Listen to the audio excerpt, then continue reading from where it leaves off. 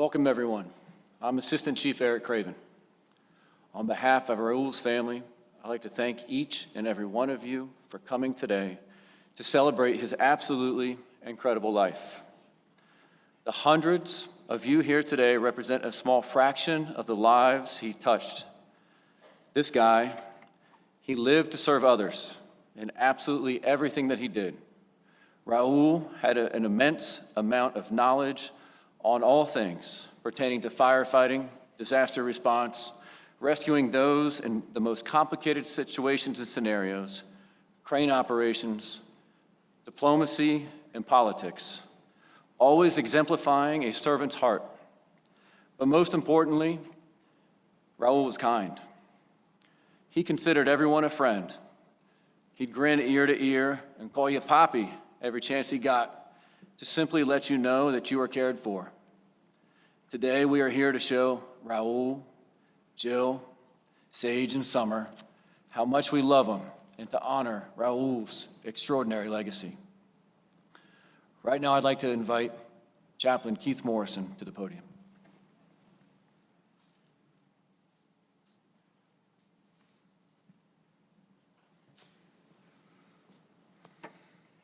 Good afternoon. No, I know, come on now. I know who's in this. Good afternoon, everyone. Thank you, all righty. We're here for a celebration of life today, okay?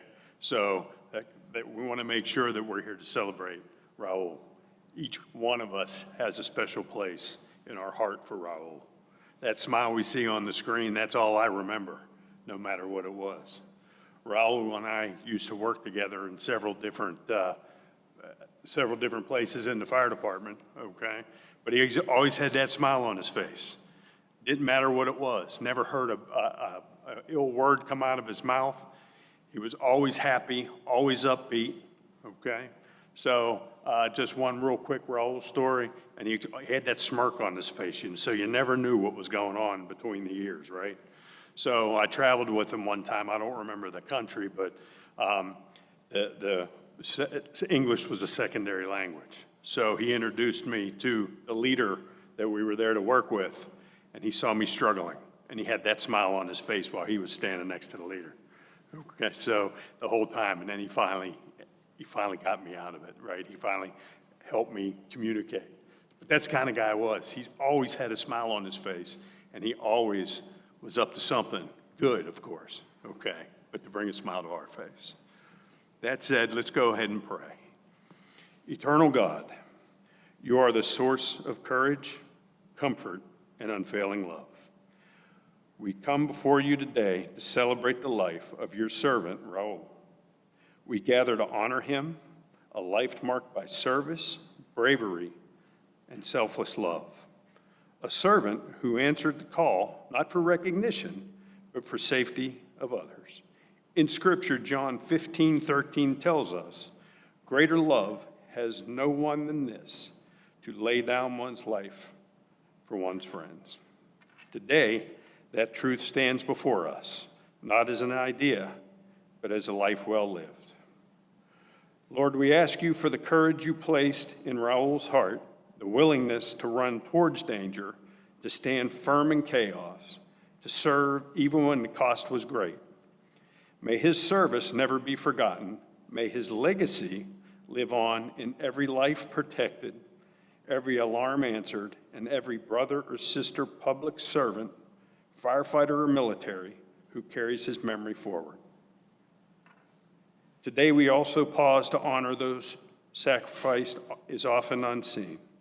We lift up the spouses, the children, the parents, and the families, those who shared their loved one with the fire service and the military, who lived the late nights, who missed holidays, the silent prayers when they were called in to serve, and the strength it took to say goodbye at the door, never knowing if it would be the last time.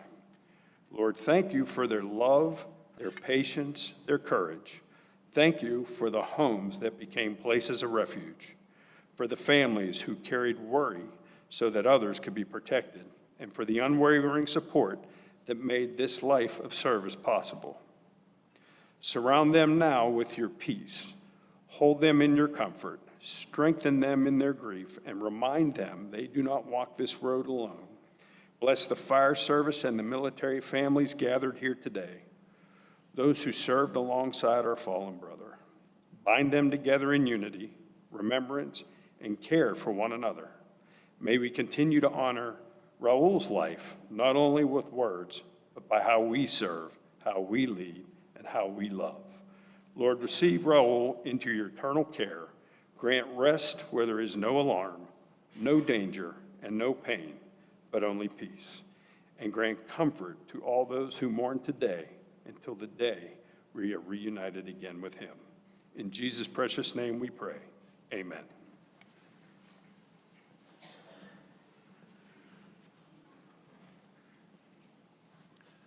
I'd like to welcome firefighter Kevin Huey to perform Amazing Grace.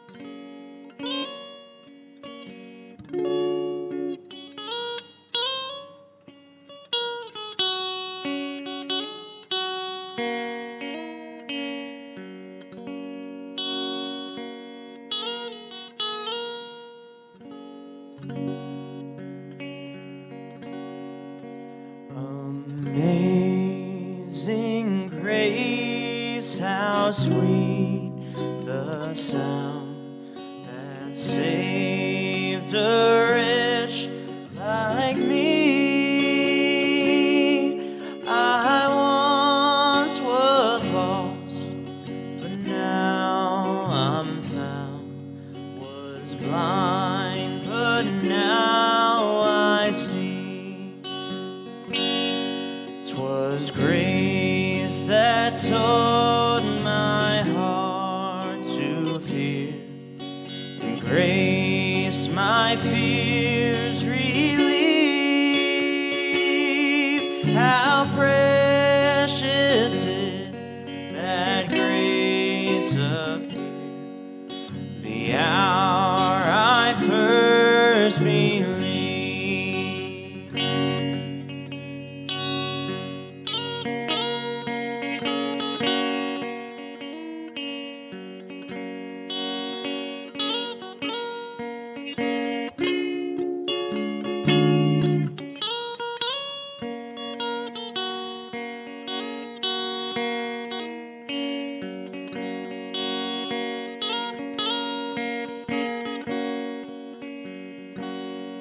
When we've been here 10,000 years, bright shining as the sun, we've no less days to sing God's praise than when we first begun. Amazing grace, how sweet the sound that saved a wretch like me. I once was lost, but now I'm found. Was blind, but now I see. Was blind, but now I see.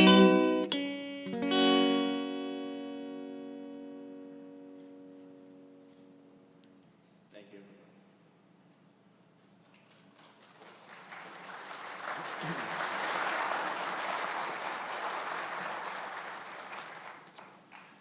Thank you very much, Kevin.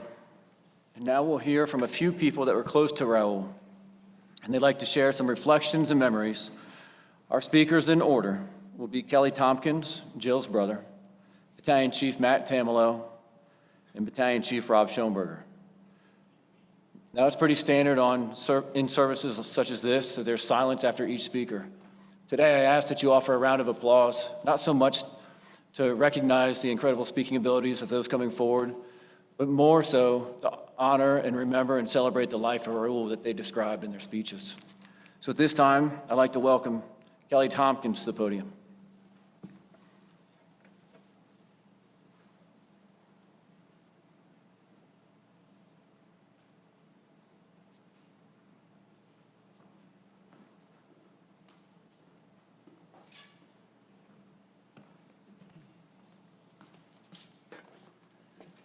Well, I had my good afternoon, so let's appropriately respond. Good afternoon. Thank you. Thank you all for being here to remember and celebrate the extraordinary life of Raul Perla. Raul would be humbled and deeply honored by your presence, both at yesterday's viewing and certainly the dedication and here today. But more than that, he would be grateful because showing up is what he believed in most. Raul is my brother-in-law, but I know for many of you, he was your brother in service. So many of you supported Raul during his long and painful battle with cancer and have continued to stand watch since his passing on March 5th. And whether you served on an overseas deployment, worked in the fire station, or trained with Raul, you have our deepest respect and gratitude. On behalf of Jill, Sage, and Summer, I know they sincerely appreciate your steadfast support and for being here today to honor the life of a man who was so proud to serve alongside each of you. Before I speak about Raul, I want to recognize Raul's wife and my sister Jill, whose unwavering support carried Raul and their daughters day in and day out, especially this past 8 years. You know, many vow on their wedding day to support their spouse through sickness and health, and in good times and bad. Yet how often do we hear the words, "This is not the life I signed up for"? She did everything humanly possible to give Raul comfort, hope, and confidence, always willing to take the laboring oar, never complaining, never asking for sympathy, always steady at the helm. Jill was Raul's safe harbor and the girl's anchor, doing what was needed just as Raul would have done had circumstances been different. Where others may have buckled under the pressure and stress, Jill stood tall, with extraordinary strength, grace, and devotion every single day, in the quiet moments, during the long days, and with the uncertainty. She carried Raul. We love you, Jill, and we'll always be there for you. When Jill asked if I would deliver the eulogy, I immediately said yes. It would be an honor to do so. Then came the real challenge. How do you sum up a life so rich, so diverse, so full of meaning in just a few minutes? A life of service around the world so powerfully depicted in all the memorabilia on display at the viewing yesterday. Each one a testament to Raul's service and teamwork, his courage and commitment, affirmations of missions accomplished. Well, don't worry, the answer is not to take a few hours, but I could easily do so. I then asked myself, just what does the word eulogy mean? Well, I learned that it's derived from a Greek word which simply means good words. And I thought, well, a eulogy for Raul must not only be about good words, but we must also recognize a life of good deeds. Deeds grounded in the three words that sum up how Raul lived his life, who you will hear, I'm sure, from every speaker today and everyone that knew Raul, others before self. Simple yet so powerful. Anyone, young or old, in any community, in any country, could embrace Raul's motto. It requires no title, no degree, no special status, but what it does take is character, courage, and commitment. And in Raul's case, just add a little dose of humility and a great sense of humor. Just imagine a world, a country, a community where everyone lived by those three simple words. Wouldn't we all be better for it? As I prepared for today, I was reminded of journalist David Brooks' essay that referred to two kinds of virtues: resume virtues and eulogy virtues. You see, resume virtues are those skills and achievements we bring to our work, our profession. It's about what we've done, our accomplishments. No doubt, Raul had an abundance of resume virtues, all of which are worthy of note. But even more so, Raul's life reflected eulogy virtues. Virtues that involve, among other things, acting selflessly without expecting anything in return. Eulogy virtues define who a person is beyond what they've achieved. So just who is this extraordinary man of character, courage, and commitment? Born in El Salvador, Raul came to the United States as a young boy, beginning a journey that would take him from Los Angeles to Hawaii, to Spain, to Maryland, and finally to Northern Virginia. Raul was eternally grateful for his mom, Dora, and for her courageous acts of beginning this journey. And it was a pleasure to see Dora again. It's been a long, long time, probably since Jill and Raul's wedding. And it's wonderful that she's here. Like so many, Raul and his family came in search of opportunity, willing to work, to serve, to sacrifice for a better life. Raised by his sister Lillian and her husband Mike, whose love and guidance opened the doors and created opportunities, Raul was given the foundation that shaped the man we have all had the good fortune to know. Raul also cherished his time with his nieces, Erica and Erin, who lovingly referred to him as Uncle Ruli. I know Jill and the girls are happy to be creating new bonds with Raul's family, Ronald and his wife Linda and sister Diana. Those early years with Lillian and Mike really shaped Raul, teaching him resilience, adaptability, and the enduring importance of family. From an early age, Raul understood that when something needs to be done, when someone needs help, when others step back, Raul would step forward. Raul loved the words of the prophet Isaiah in the passage which read, "And I heard the voice of the Lord saying, 'Whom shall I send, and who will go for us?' Then I said, 'Here I am, send me.'" Again and again throughout his life, he answered the call to serve, beginning with serving his country. Joining the United States Navy as a Seabee in 1986, whose motto says it all: we build, we fight, and Raul did both. Serving 2 combat tours in the Middle East, he rose to the rank of Senior Chief Petty Officer, retiring in 2012 after a distinguished 26-year career serving his country. You know, for most, that would have been enough. Check the box, hang up your uniform, and relax for a job well done. But not Raul. He still had more calls to answer. In 1996, while still serving in the Navy, he joined the Fairfax County Fire and Rescue Department, beginning nearly 28 years of service to his community. Over those years, he became known not just for his skill, but for his leadership, his mentorship, and his friendship. As one of Raul's team members noted, he was just that kind of guy. When he retired in December 23, as a master technician, he left behind a legacy of deep respect and admiration, no more evident by the outpouring of support, not just today, but literally every day Raul was ill, by his Fairfax County teammates. Raul was especially proud of his work with the urban search and rescue and technical rescue teams. For more than 2 decades, he deployed not once or twice, but 12 times across the United States and around the world, responding to earthquakes, collapses, humanitarian crises in Haiti, Japan, Peru, Panama, and beyond.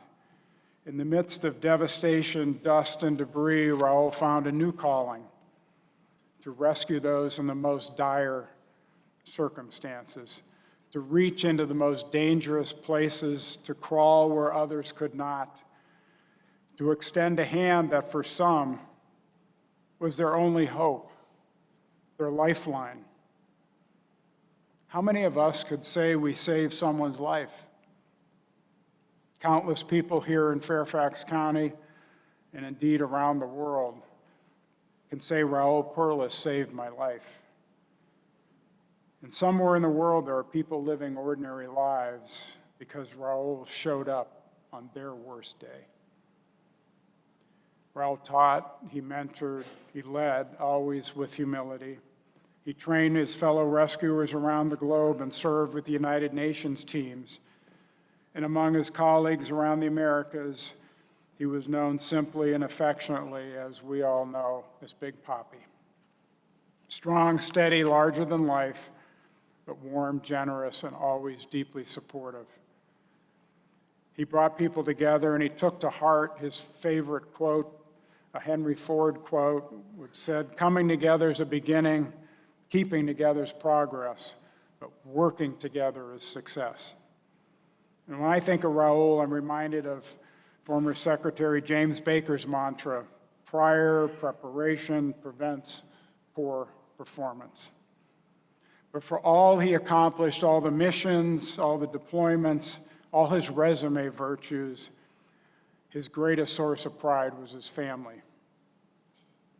Of all the titles Raul carried, the one he cherished most was not Big Papi, but Dad. Always the teacher, he showed his daughters the world, turning every trip into a lesson, every moment, preparation for life. Summer, his mini-me, shared his strength and determination, showing extraordinary devotion, administering shots and other caretaking during his long illness. Sage, thoughtful and steady, shared his love of adventure from Mount Hood to their mutual love of all things fast cars, but most of all, those quiet moments together. These were the moments Raul treasured most, the ones no medal or title could ever match, being Sage and Summer's dad. And of course, he loved telling stories, always ones that carried a lessons.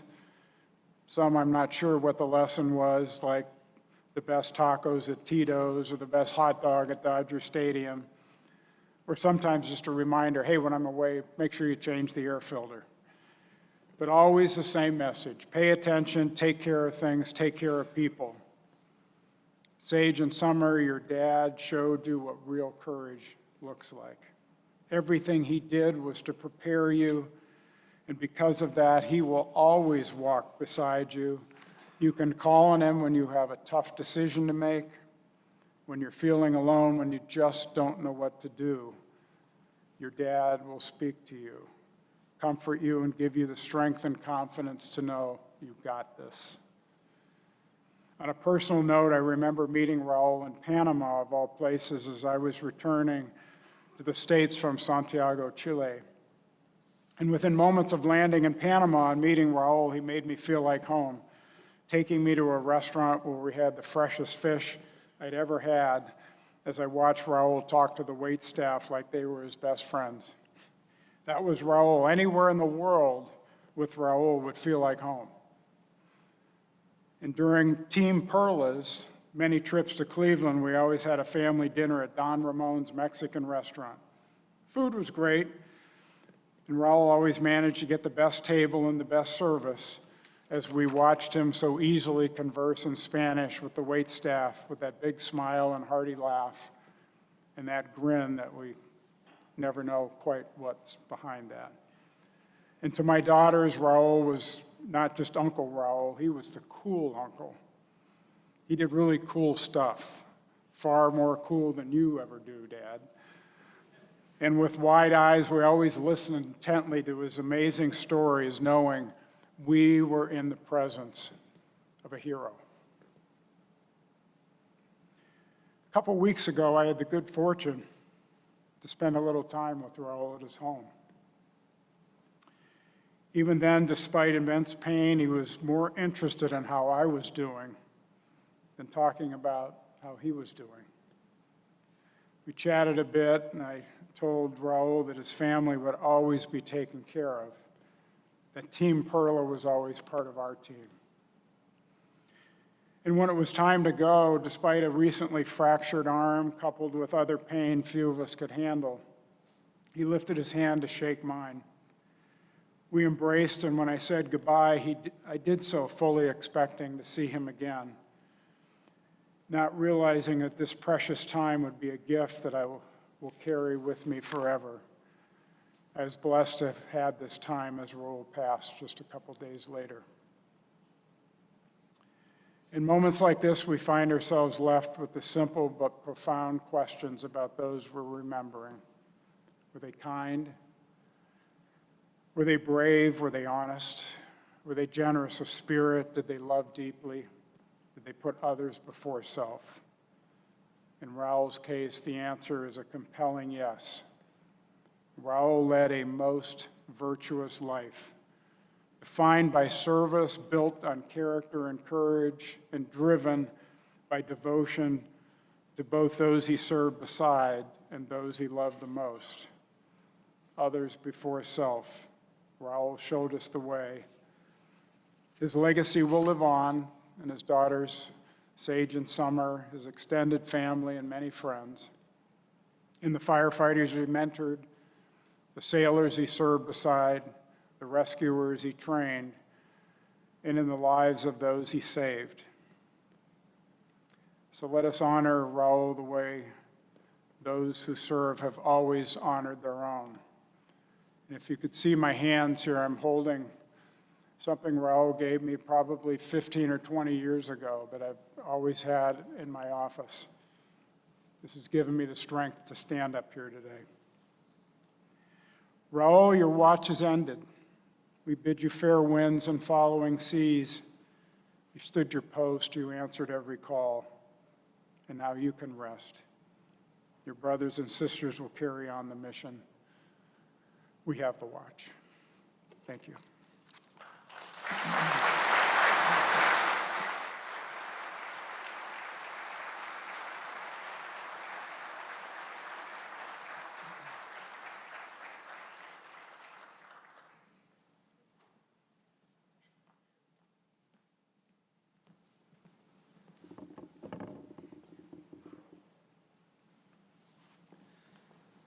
To bring my daughter's teddy bear to get me through this speech, so bear with me.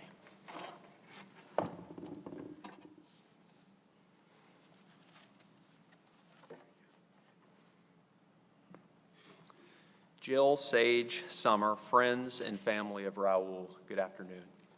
My name is Matt Tamelo, and I'm honored to come before you today to share a few thoughts and stories about Raul, the man who lived by the motto, others before self. And like many of you, I was deeply impacted by Raul's friendship and his mentorship. I met Raul 26 years ago when I was still in high school. On Christmas break, I was doing a ride-along with my dad, who was Raul's battalion chief at Station 21. Raul went out of his way to welcome me for the 3 days that I was riding along at his station. I'd been in the office, he'd constantly pop in, hey, we're washing the fire engine, come on out and join us. Hey, bring your PT clothes next day so you can work out with us. He just constantly made sure I felt like I was a part of the team. And he was putting me first. After high school, when I went off to college, Raul and I became pen pals. We started writing each other letters back and forth. He even wrote me 2 letters when he was deployed to the Middle East in a combat zone with the Navy. And when I reflect back on those letters, no surprise, he just had so much encouragement and positivity that he was giving to just some college kid while he was at war.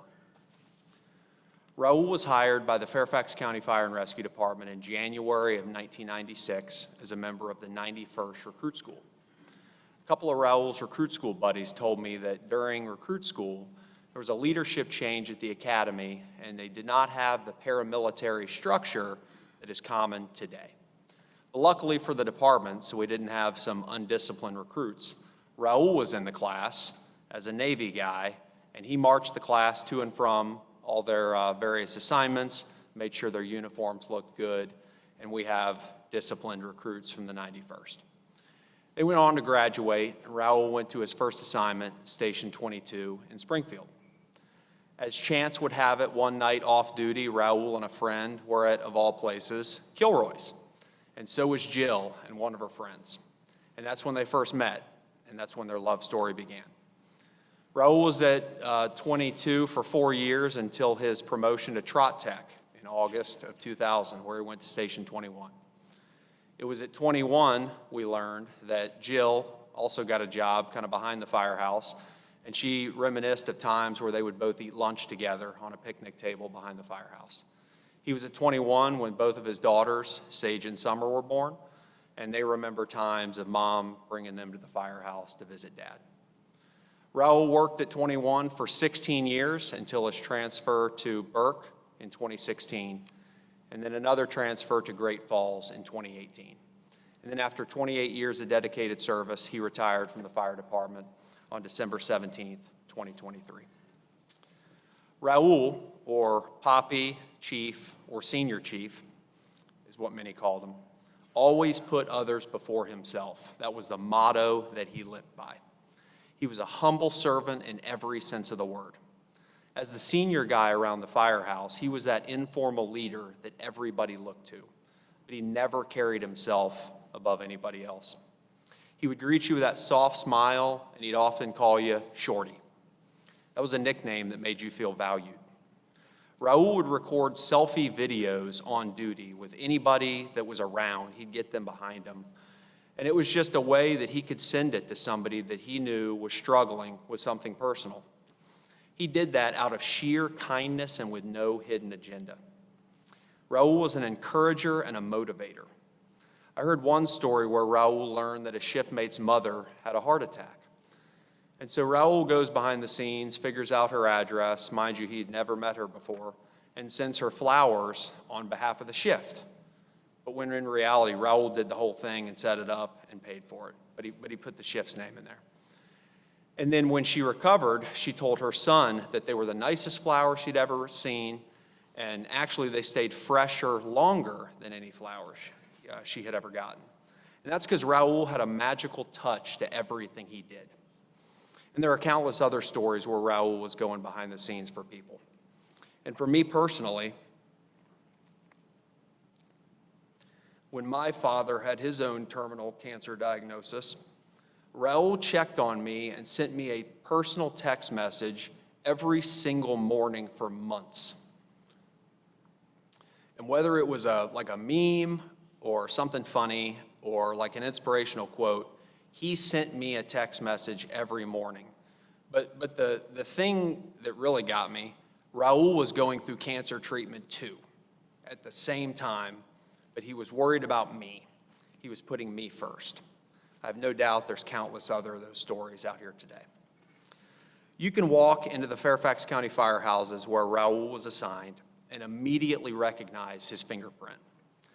Personalized coffee mugs and elaborate and always over-engineered ways to display them from the ceiling are commonplace throughout the fire department now, but Raul started that.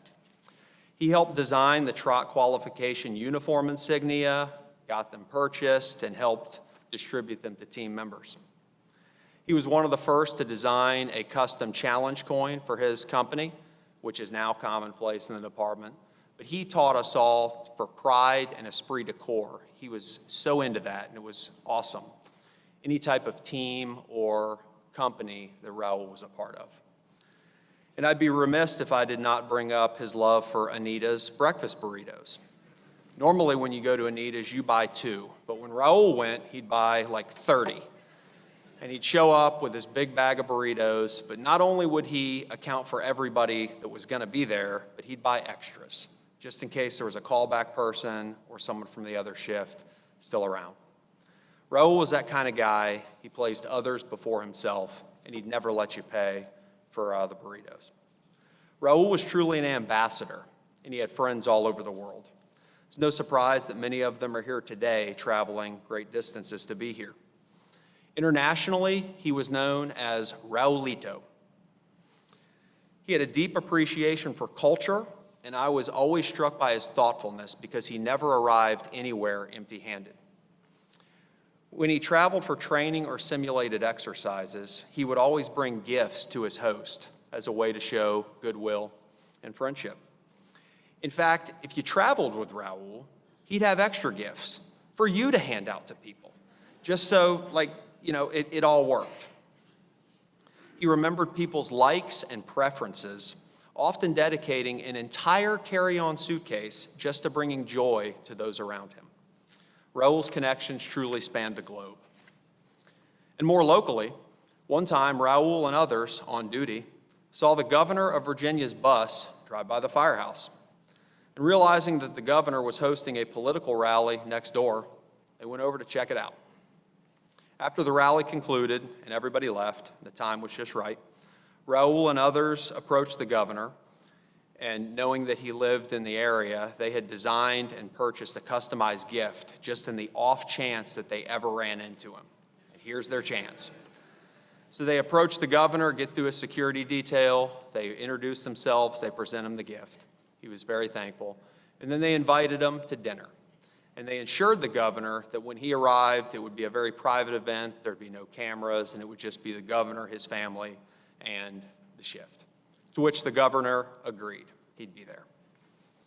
So to the firefighters and the technicians in the room, you can imagine that conversation when they informed the captain that they ran into the governor and that he's coming for dinner. And to the fire officers in the room, you can imagine that conversation with the battalion chief when he was informed that the fellas ran into the governor and they invited him for dinner and he's coming. Please don't anybody say anything stupid. When Raul retired, he received a personal letter from the governor of Virginia recognizing his service to Fairfax County, the Commonwealth of Virginia, and the United States of America. 15 years ago, Raul was in line at the grocery store, off duty, and he was wearing a Navy coat when he ran into the founder of the Boulder Crest Foundation, a local nonprofit dedicated to helping wounded warriors, first responders, and their families. In his typical service before self mentality, Raul began coordinating firefighters to volunteer at Boulder Crest, to clear brush, to work around the site, and to participate in fundraising events. Leading by example, Raul took part in multiple fundraising ruck marches when he was in good health and when his health was in decline. One of Raul's friends recently shared a story where early in Raul's battle with cancer, halfway up the mountain on a 5-mile ruck, he started getting out of breath and he almost passed out. And his friends that were with him urged him to stop and go back and seek medical treatment. Raul refused. He said, "We need to go forward, we need to complete this." So Raul caught his breath and he finished the ruck. And I'm told that if you saw a picture after the event, Raul smiling ear to ear, you'd never notice he was struggling. And then again this past October, Raul registered for the annual Halloween ruck, but it was obvious that his health was in significant decline.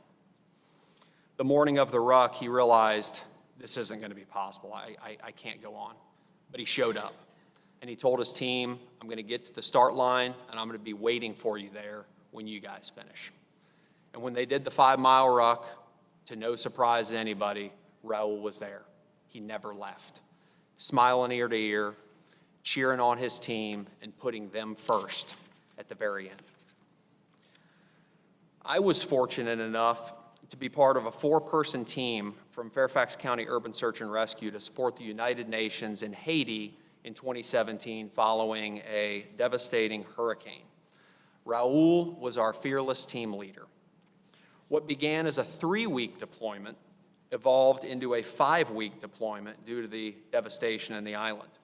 And I realized that I wouldn't be going home when I originally thought, and I would be missing my daughter's 5th birthday.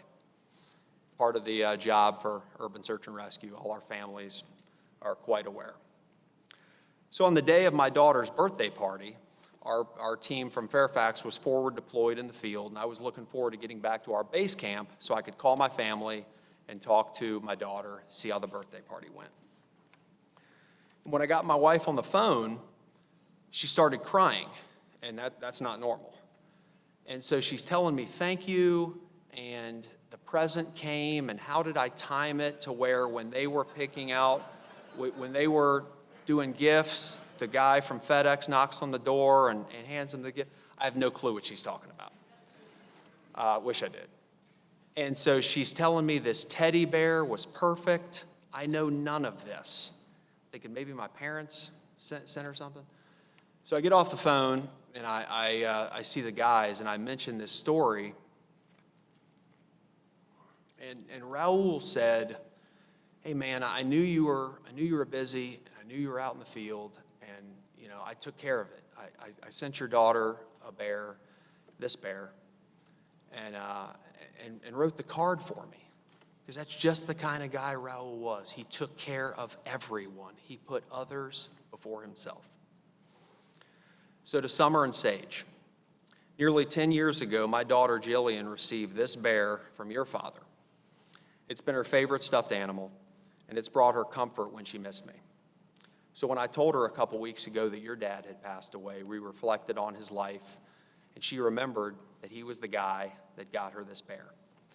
I was telling her about you two, and without hesitation, she went and got the bear, and she'd like to give it to you. So on behalf of her, please accept the teddy bear which your dad first gave her, with the hopes that it may even bring you a small measure of comfort in the days ahead. Jill would like to acknowledge the following people.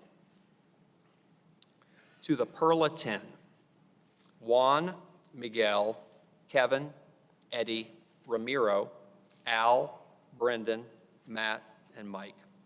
Know how grateful Jill, Sage, and Summer are for your presence, your strength, and for the brotherhood you had with Raul, and for the way you continued to extend that same care and support to his family.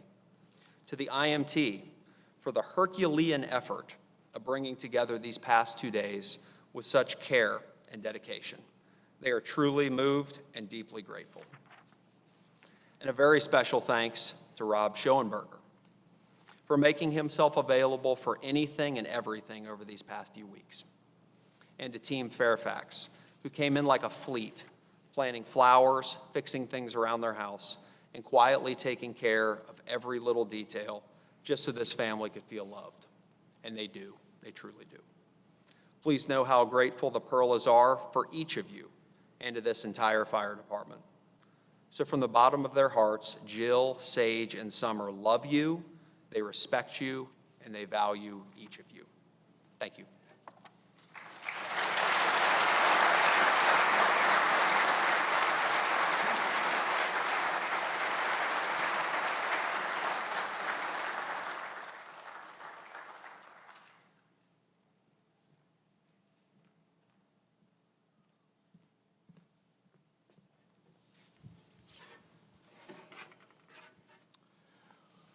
Oof, that's hard to follow up on.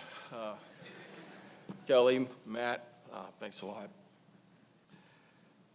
Jill, Sage, and Summer, whew. It's an honor and privilege to be up here for sure.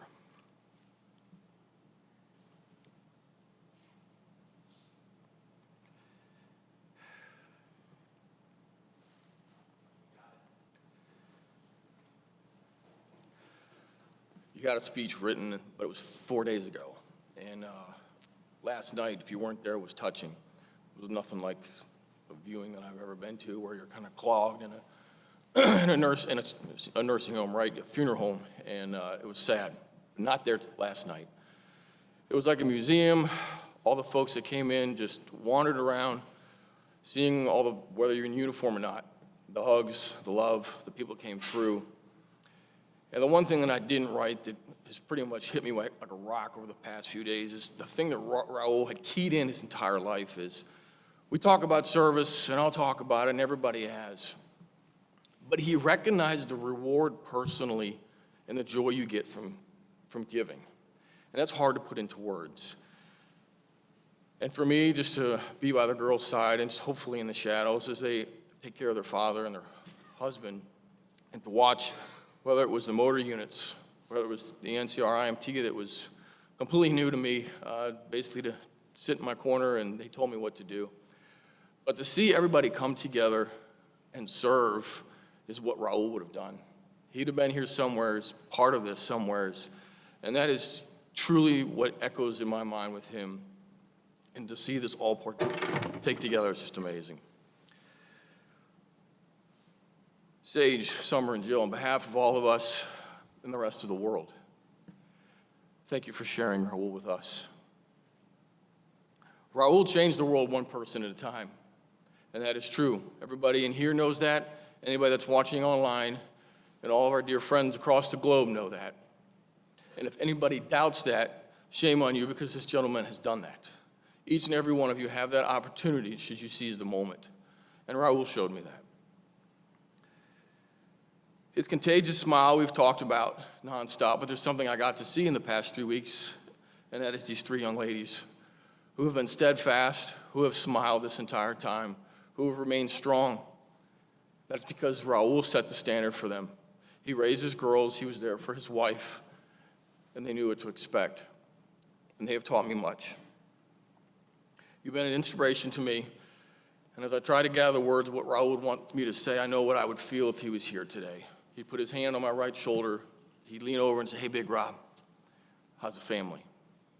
And then he would do what most people never do. He listened. He listened intently, he wanted to hear what you had to say, and he remembered. So the next time you saw him, that was the first thing he said, "How is?" And he'd follow up. And as everybody else has mentioned, when you go to follow up with him, crickets. I'm good. Unless he's talking about the girls. When I come to reflect on me, what would be a good story for me to show? What was unique in my world? That became the irony of it all. My story is not unique. I feel like it's unique with Raul, but everybody he touched was unique. We all felt as though we were somebody to him, thinking that we were a unique person, but that's all Raul knew. Everybody was special.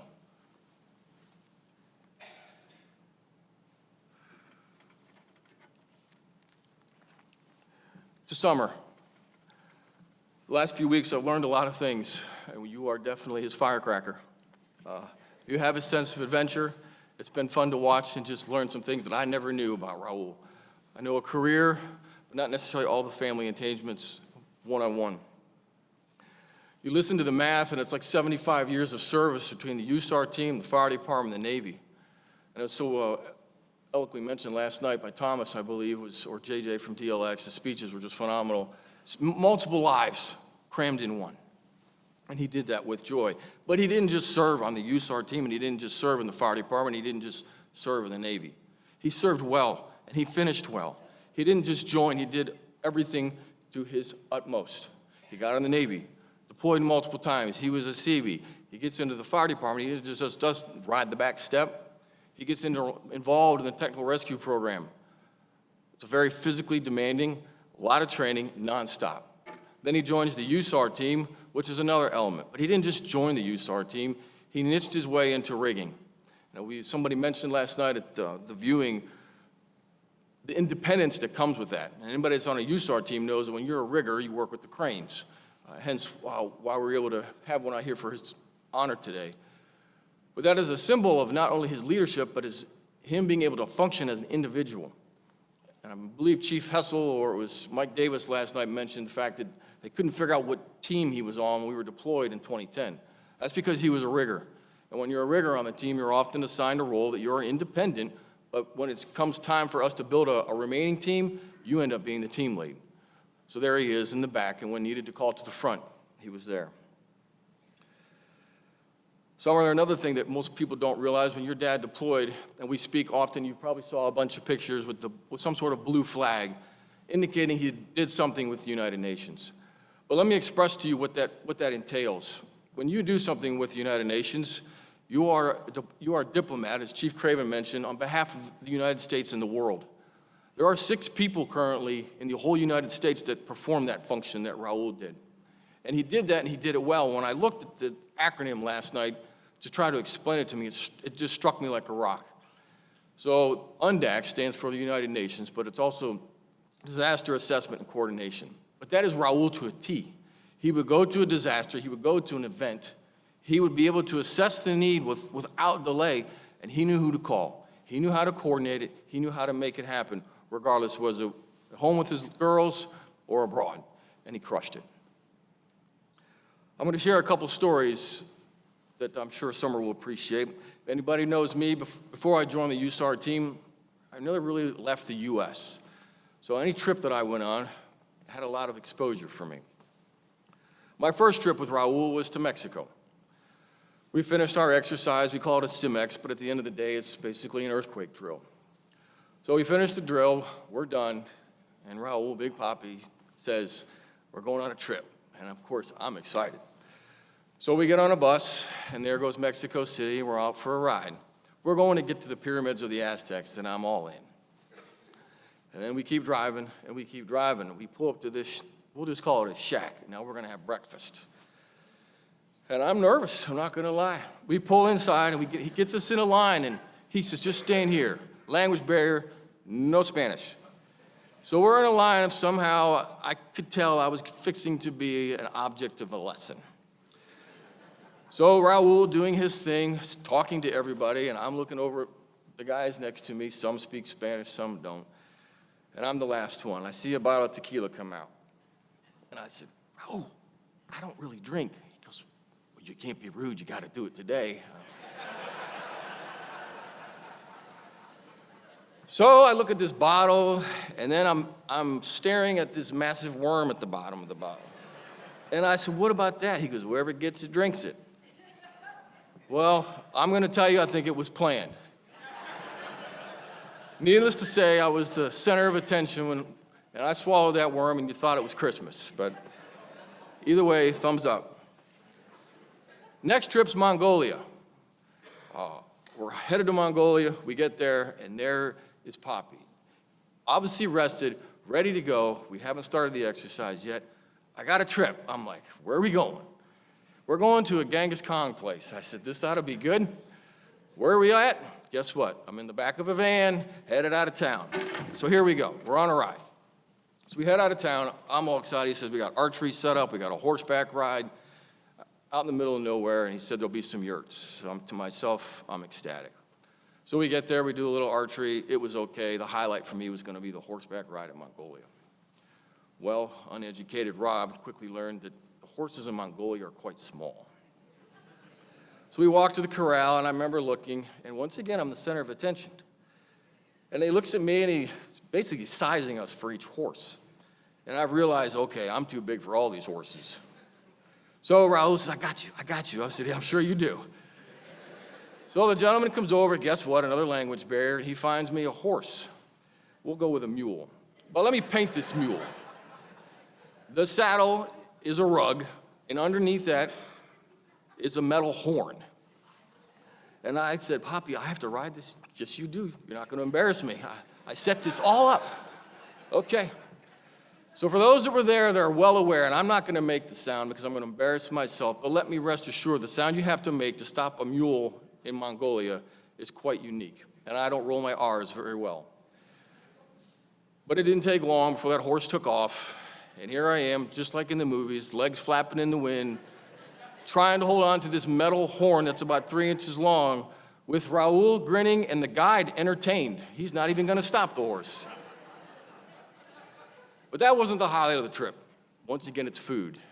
We get done, there's the yurt, and as we walk up, I see goat carcasses on a stick.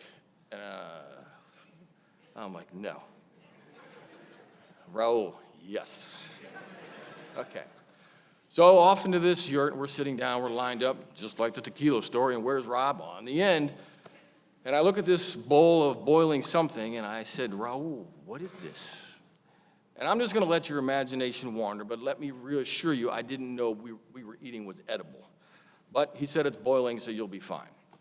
Fair enough. Next trip, we're off to Chile. Fair enough, let's go. This time it's the Andes Mountains. We finished our Simex. He's like, we got a 12-hour window. I can't remember when our flight is. But as we packed up, we got in, guess what? We got in a van, headed up this mountain switchbacks. We get there, and we get our snowshoes fitted. It's going to be a beautiful day. So I'm ecstatic. And then I asked, what are we eating? And then comes this gentleman with sack lunches. And I'm like, oh, boy, I got to eat. So I ate. We had a beautiful hike. You've probably seen some of the pictures, a lot of memories with that. But let me tell you the follow-up story. Within 24 hours of us landing, I found myself in isolation at the hospital due to food poisoning. So I spent a week there, and I was able to watch my team deploy to Hurricane Sandy as I sat there amongst my own issues. So I trusted Raul with my life, but no longer with food. So anybody that knows me, if on a deployment, there's an MRE close by. I had also the opportunity, as Matt mentioned earlier, to deploy a couple times to Haiti. One of the stories that will continue to be with me forever was the 2010 earthquake. We all had a role, and that's where he was a rigger. There was 2 events going on at the Hotel Montana, which is where a lot of Raul's time was spent because he was a rigger, and there was crane operations to be done that took the delayering, which is an extensive amount of time. But I say all that to say, while I was working on one individual under a foundation, Raul, shortly after, was working on a gentleman that was in an elevator shaft that had collapsed. And as a rigger, he's helping with setting some things up with the skid to assist this gentleman getting out. Fortunately, this gentleman was talking, he was conscious, been there for several days, and spoke English as an American. But Raul was there to assist with that removal. And one of those moments when you have with somebody when no words are spoken, but the eye contact is made, and it's been a job well done. It was when Raul extracted this gentleman. I was on the receiving end as a medic, and I know exactly where I was sitting next to that sked, and when Raul looked at me, gave me that look with his grin and his smile and that eye contact, is why we do what we do. So yes, I can say without a doubt, as you mentioned, he saved a life. Everywhere he went, Summer, the room lit up. We've talked about it, the laughs, the smile, it's true. May that inspire you. May that continue to push you forward. To Sage, your clarity, your drive, and your focus is like your father. He knew exactly what to do and when to do it and was calm. I've learned just a few things about you lately, but hearing your stories about work and what you do and your judge of character at such a young age is definitely a testament to your father. Matt mentioned the coffee cups, the memorabilia. He's right, it's everywhere. But it's not the coffee cup, and it's not necessarily the patch that's on it. It's the team. He wanted you to feel part of a team. So to Sage, may you remember that. The team is not just the patch, the uniform. It's being part of something. He wanted you to feel a part of whatever he was a part of because he cared that much about you. He was never alone. We've talked about selfies. We were in the car here just driving and taking in the motorcade and just all of it. And the joke was he'd be taking a selfie right now. But the irony is he was never alone. It was never just a selfie. There was always somebody else in the picture. We were trying to find pictures of just Raul, and there are none. He's always grabbing people to take a selfie with somebody. He never told anybody how to be part of a team. Never. Because he led that way. He showed everybody every day how to be part of a team. That was the example, day in and day out. The ironic thing that Raul would do was lead from the rear. He wasn't the guy that got up here in front and said something. He would watch the chaos. He would walk up to somebody that he thought could have the floor and whisper in your ear, hey, what do you think about it? Your light would go on. You would mention what needs to happen, and where's Raul? He's off in the distance. And then the idea ran with nobody knowing where it came from. So while Raul was a leader at the front, he did it very often from the rear. Very, very often. When I was trying to find Raul, it was like this figment of my imagination. I got on the USAR team, I heard of this AST team and some UN support. I had no idea what it was. But everybody said, you got to talk to Raul, he's in charge. But I could never find him.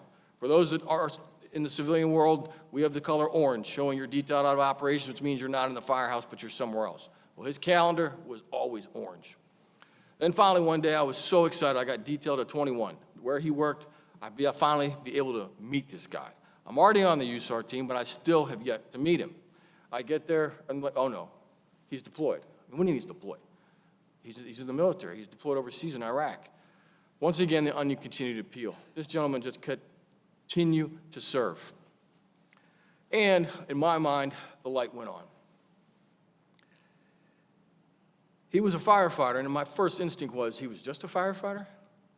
And then I thought to myself, how dare I? Outside of my walk with Christ and my family, Raul taught me the most about service. Because that moment is when it hit me. I joined the fire service thinking I wanted to serve, but I'm not sure I really did. I think I might have been in it for some other personal reasons, but at that moment, it dawned on me that Raul had a vision for life and for other people that most people will never understand. He taught me what service was, he questioned my motives, and then I began to study him. I watched him all the time. Doesn't matter where we were, whether it was a Cimex, a deployment, a call at 2 a.m. when I want to be cranky, and how he knelt on one knee just to take a simple blood pressure. But I watched him in action, and I would not be where I am today. There's no person that has trained me more than him. The promotion doesn't matter. If I would have asked Raul, he says, you don't need that. You don't need a promotion. Just take care of people. That became my heartbeat as I continued to plug on through USAR and in a position that I never dreamed to be. But it would not have been for Raul. I would not have had that desire, that passion to help me remember what the focus is. It's the people. It's the people we serve. And the one thing that was forgotten the most, and we sit around that kitchen table, was ourselves. And that's what hit me. When Raul was at the kitchen table, it was about us.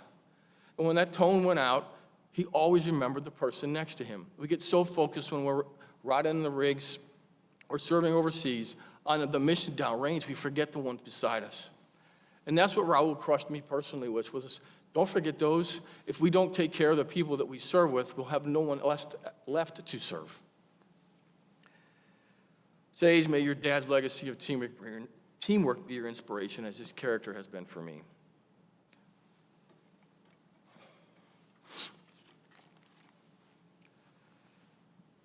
Jill, your strength has been unwavering the past few weeks. It is no doubt in my mind you are the reason why Raul has been so successful, as your brother has indicated. To all of us that wear a uniform or have, must you not forget those who you leave behind.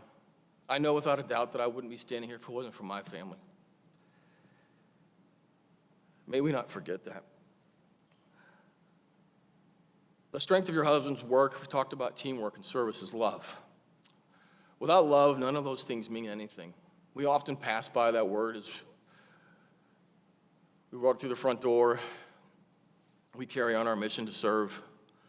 But at the heart of each and everything we do is that word. Love is sacrificial. It's patient. It's kind. It's forbearing. And Raul echoed that. He lived and he breathed that every day. A little story about Raul that impacted me that was personal when I finally got to meet him and I wanted to join AST and I started coming to some trainings. Raul had as a discipline lead, had the rights basically to deny folks access to join the team. And he did just that for me. I started coming to trainings, it was almost a year, and I noticed that he had refused me to getting on the team and denied it. So I approached him and I said, hey, Raul, I said, what do I need to do? Are there some classes I need to take? Is there something I need to do to better myself? I tried taking Spanish. That didn't work. But Raul said, hey, Rob, he knew what I had going on at home. I had a young woman with some health issues, and he said, now's not the time. Family first. So he had enough heart to tell me no, to say come back later when the time is right. Because he cared about me, not the team, not Raul, but he cared about me and a family that he hadn't quite met yet. Eventually, he approved me to be a part of the team and serve with him. But that's the key of it. I never served for him, I served with him, and he made that clear each and every day. Raul's love has been shown over the past few weeks in ways that I cannot imagine. Jill, at your request, when Raul was cremated and you asked to have us delivered at the USAR program office, the team stood up for 24/7 for 3 weeks. While I thought that was a tall task, and once again, I thought we would be serving you, I was mistaken again. Raul served us in ways, even amongst his absence, that I just cannot put into words. But as I lost focus a few days ago and was so in tune with trying to serve him right with his service, my good wingman, Brendan, says, hey man, what are we gonna do with these cameras that are going off at the program office? Because now the program office has been occupied 24/7, 365 to stand watch for Raul as his remains have been placed there. So I flicked on the cameras to figure out what we're gonna do, and within moments, I was blown away. The clips on that camera for folks that served to come in who were alone with Raul behind closed doors all hours of the night. And I got addicted. And within a couple of minutes, I had to shut it off because I didn't want to get into privacy. But a judge of character and of love is how it's displayed, and to see what people did behind closed doors with Raul to show their love and their appreciation because he loved them first. My dear friend Raul, 9 years ago, I will not forget the call. You were in South America with a new voice. He said, hey Rob, I need your help. At that moment, we knew that there was probably going to be some hard days ahead. Within a few weeks, you got a diagnosis. We cried, we prayed, but you never looked back. From then on forward, you plugged in hard. Never once did I see you complain. Never did I ever see you shed a tear. For the bulk of your treatments in recent days, you were going to NIH for testing. And the irony of all that is for them to educate themselves on your cancer to help others. They couldn't treat your symptoms. And even amongst all your pain and your suffering, you took the high road for other people, for yourself. Papi, I will miss your endless smile and your grin. Thank you for sharing your world with me. You've left a large scar in my heart. And for the remaining of us, scars are there to remember, and may you remember others before self.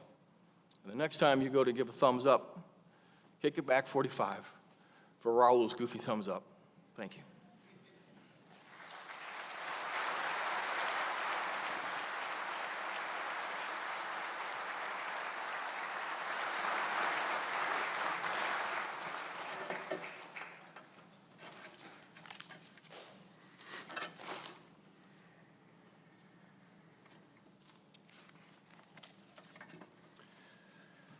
We'll now have the presentation of the flags. Each flag will be presented with a rose. The red rose symbolizes courage, selflessness, and love. The first flag is the casket flag, which will be folded by the United States Navy Honor Guard in recognition of his distinguished 26 years of service to our country, where he achieved the rank of Senior Chief Petty Officer. Uniform personnel, stand at attention.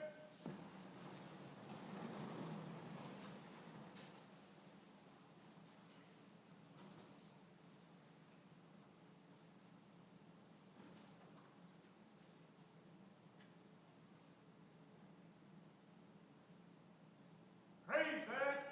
Who?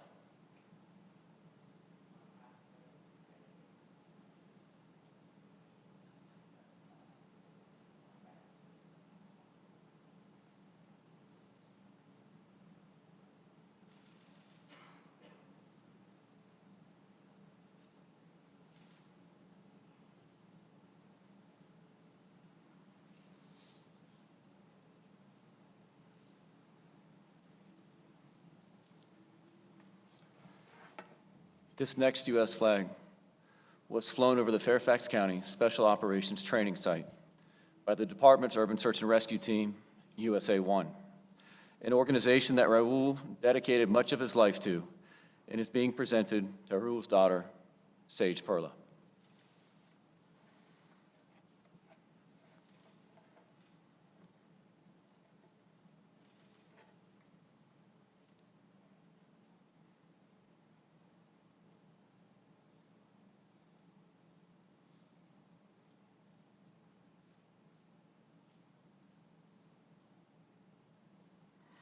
This next U.S. flag was flown over fire stations 22, 14, 21, and 12, where Raul spent the vast majority of his career, and it's being presented to Raul's daughter, Summer Perla.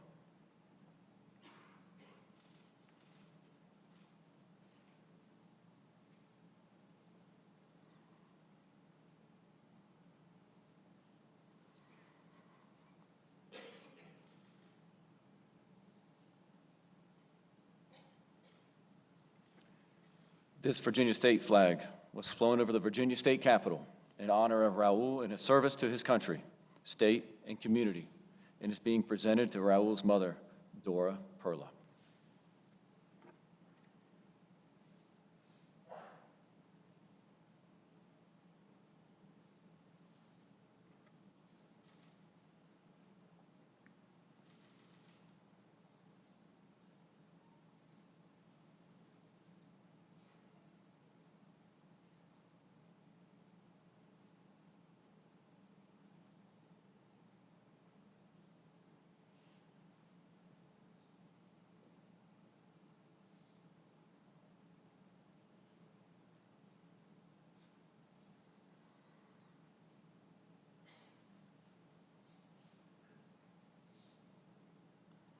We will now present the IAFF Martin E. Pierce Commemorative Line of Duty Medal to Raul's wife, Jill Perla. Established by the International Association of Firefighters, this medal honors those who have made the ultimate sacrifice in the line of duty. It stands as a lasting symbol that their courage, service, and sacrifice will never be forgotten, and that their family will always remain part of the fire service family. Today, as the medal is presented, we honor that sacrifice and reaffirm our commitment to remember, to support, and to carry forward the legacy of our brother.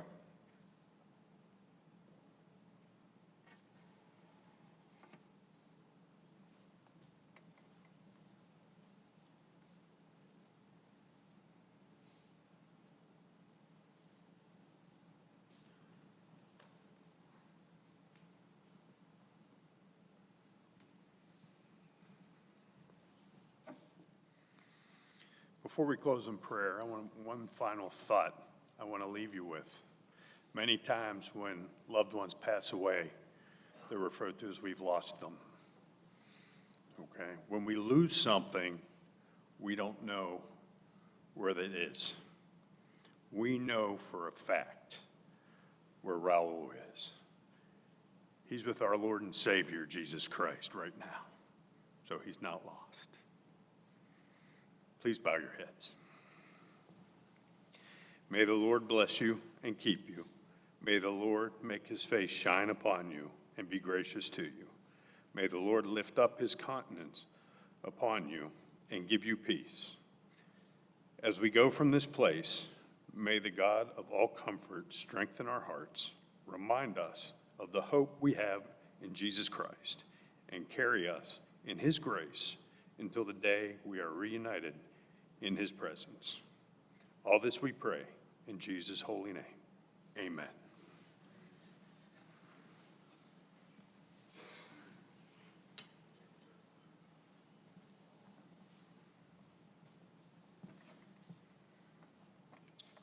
We now honor Master Technician Raul Perla with the sounding of the last alarm.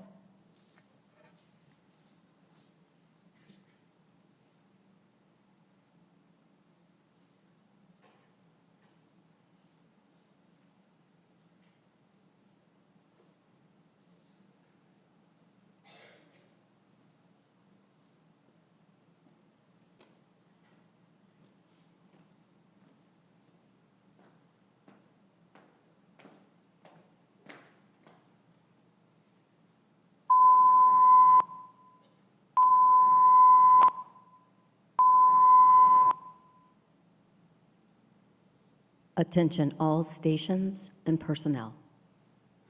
Throughout most of history, the life of a firefighter has been closely associated with the ringing of a bell. As they began their tour of duty, it was the bell that started the shift. Throughout the day and night, each alarm was sounded by a bell, which called them to duty and to place their lives in jeopardy for the good of their fellow man. And when the call had ended and the alarm was completed, it was the bell that rang 3 times to signal the end.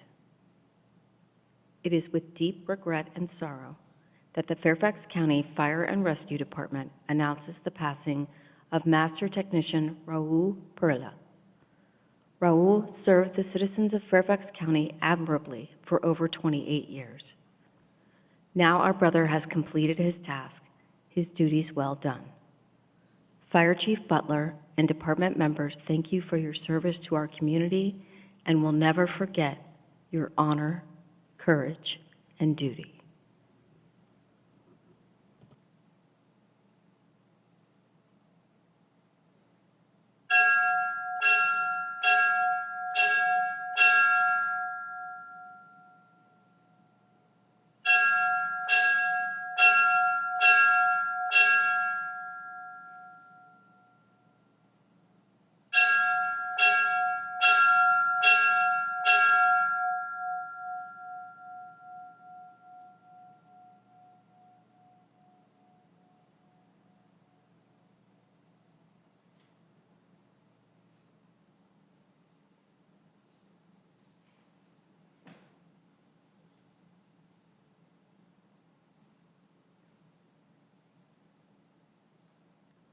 Will everyone please stand? Uniform personnel, stand at attention.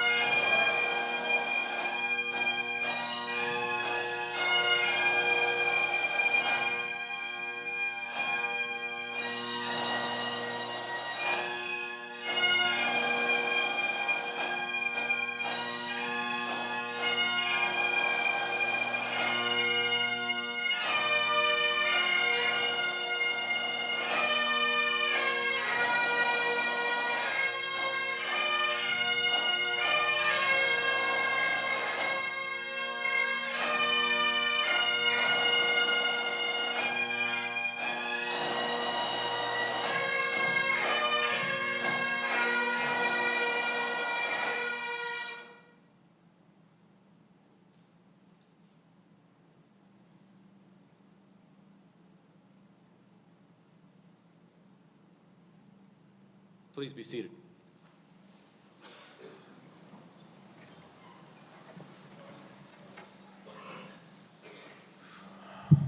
Thank you, everyone, for attending the ceremony in the honor and memory of Master Technician Raul Perla.